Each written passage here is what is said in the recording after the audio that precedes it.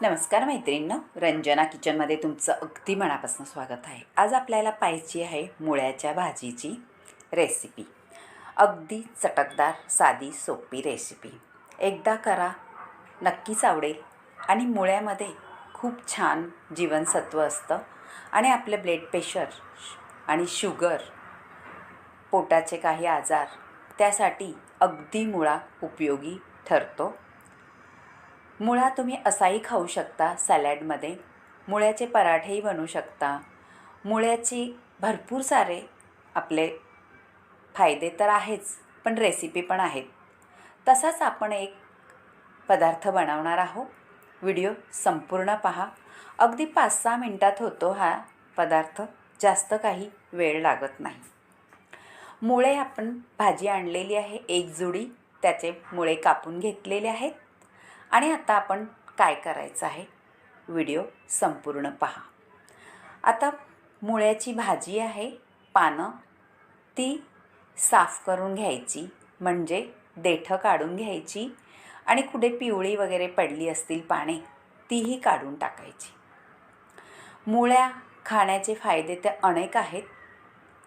तुम्हाला जर पोटाचे काही आजार असतील किंवा ब्लड प्रेशर नियंत्रणात राहत नसलं तर मुळा रोज एक खा.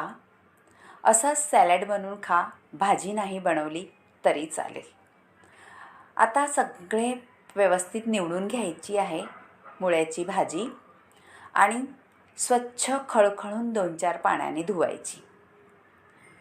पाने व्यवस्थित धुतल्यानंतरच आपल्याला उपयोगी करून घ्यायचं आहे, कारण त्याच्यावर भरपूर प्रमाणात धूळ, माती, मुळा हा जमिनीच्या खालीच येतो, त्यामुळे मातीमध्ये घोळलेला असतो. म्हणून छान असं आपण 2-4 पाण्याने धुवून घ्यायचा.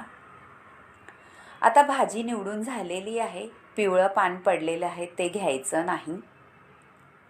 फक्त आपण पानं घ्यायची, जास्त देठ घ्यायचा नाही. हे पहा, आपली आता भाजी निवडून झालेली आहे. आणि मुळ्याचा पण आपल्याला वापर करायचा आहे पाल्याबरोबर. मुळेसुद्धा आपल्याला थोडीशी साल वरच्यावर काढून घ्यायची, जास्त डीप काढायची नाही. फक्त वरच्यावरचं थोडंसं असेल काळं पडलेलं ते काढून घ्यायचं आहे. आणि स्वच्छ पाण्याने तो सुद्धा धुवून घ्यायचा आहे.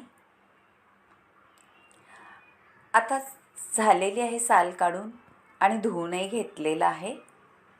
आता आपल्याला किसून घ्यायचं आहे. किसणीने किसा, छान असं बारीक किसलं जातं आणि मुळा किसायला वेळसुद्धा लागत नाही, कारण तो असा फुसफुशीत असतो, जास्त कडक नसतो. त्याच्यामुळे किसायला अजिबात वेळ लागत नाही. आता मुळ्या किसल्यानंतर बाजूला ठेवून द्यायचं आहे. आपल्याला सगळे मुळे किसून घ्यायचे आहेत. मैत्रिणी, तुम्ही कधी केलं आहे का मुळ्याचा पदार्थ? हे पहा, झालेला आहे मुळा किसून. आता आपण पानं स्वच्छ धुवून ठेवली आहे आणि पाणीसुद्धा त्याचं निथळून गेलेलं आहे. आता ते सुद्धा आपल्याला बारीक कट करायचे आहे.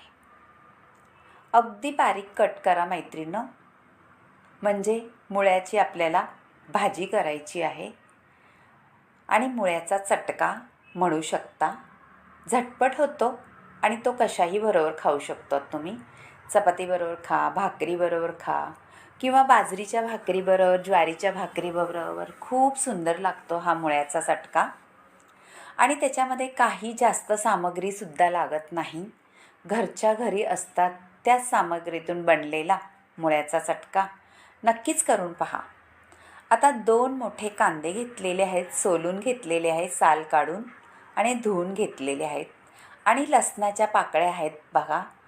छान गावरान लसूण आहे, सोललेला नाही, थोडीशी साल तशीच आहे, कारण गावरान लसणामध्ये अगदी पातळ साल असते, ती अजिबात तोंडात येत नाही. आता कांदा कापून घेतलेला आहे आणि मिरच्याही कापून घेतलेल्या आहे. कढईमध्ये तेल टाकलेलं आहे आणि जिरं घालून घेतलेलं आहे आता आपल्याला कापलेला कांदा घालून घ्यायचा आहे आणि छान परतवायचा आहे लाल होईस्तोपर्यंत.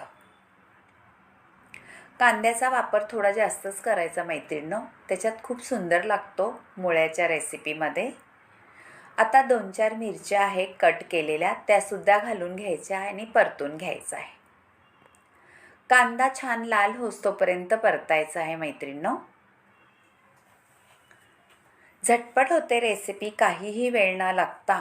मुळ्याचा चटका तुम्ही नक्की करा आणि भारीच लागतो तो.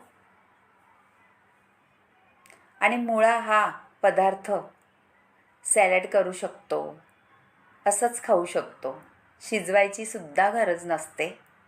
पण आपण आता पालेभाजी घालणार आहे त्याच्यामध्ये पानं, त्याच्यामुळे त्याच्या रेसिपी बनवायची आहे. आता कांदासुद्धा आपला परतून झालेला आहे थोडासा, पहा छान असा. त्याच्यामध्ये आता 10-12 लसणाच्या पाकळ्या आहेत, त्या ठेचून घातलेल्या आहेत. ठेचलेला लसूण अगदी अप्रतिम लागतो, रसकस त्याचा छान उतरतो कांद्यामध्ये. आता थोडंसं मीठ घालायचं आहे चवीनुसार. आपल्या अंदाजाने मीठ कधीही घालायचं मैत्रिणींनो. आणि थोडीशी किंचित हळद घालायची आहे, जास्त घालायची नाही. पालेभाज्यांमध्ये हळदीचा वापर कमीच करायचा, पण हे मुळा आहे त्यामुळे थोडीशी हळद घातलेली आहे, ते दिसायलाही सुंदर दिसतं. आता आपण मुळा किसलेला आहे तो घालून घ्यायचा. त्याचं पाणी वगैरे अजिबात पिळून काढायचं नाही. त्या पाण्याचा सुद्धा आपण वापर करायचाच आहे आपल्या रेसिपीमध्ये. पाणी काढून घेतलं मुळ्याचं का त्याची सगळी जीवनसत्वे निघून जातात मैत्रिणींनो, म्हणून अजिबात पिळून घ्यायचा नाही मुळा. मुळा बिन पाणी काढताच व्यवस्थित रेसिपीमध्ये वापरायचं आहे, म्हणजे आपल्या शरीराला खूप फायदे होतात. त्यामुळे कांद्यामध्ये फोडणीमध्ये छान घोळून परतून घेतल्यानंतर थोडासा शिजला जातो मुळा, आणि किसल्यामुळे लगेच शिजतो, काहीही वेळ नाही लागत. आता पानंही घालून घेतलेली आहे चिरलेली मुळ्याची, ती सुद्धा पटकन आळली जातात, त्यांनाही वेळ नाही लागत भाजीमध्ये शिजायला. पहा मैत्रिणी, तुम्हाला अशी भाजी जर आवडली, मुळ्याचा चटका नक्की करून पहा.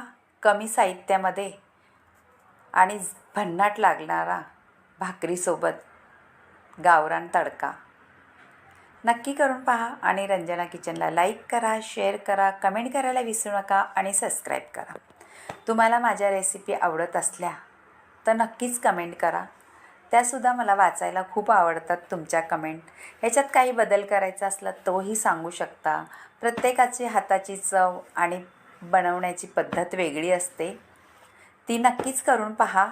म्हणजे प्रत्येकाचा वेगवेगळा पदार्थ करून खाल्ला तर चवही भारीच लागते, आणि पदार्थ हा वेगळा बनवला तर तेच पदार्थ खाण्यापेक्षा काहीतरी वेगळं बनवून खाल्लं तर मनही छान भरतं आपलं.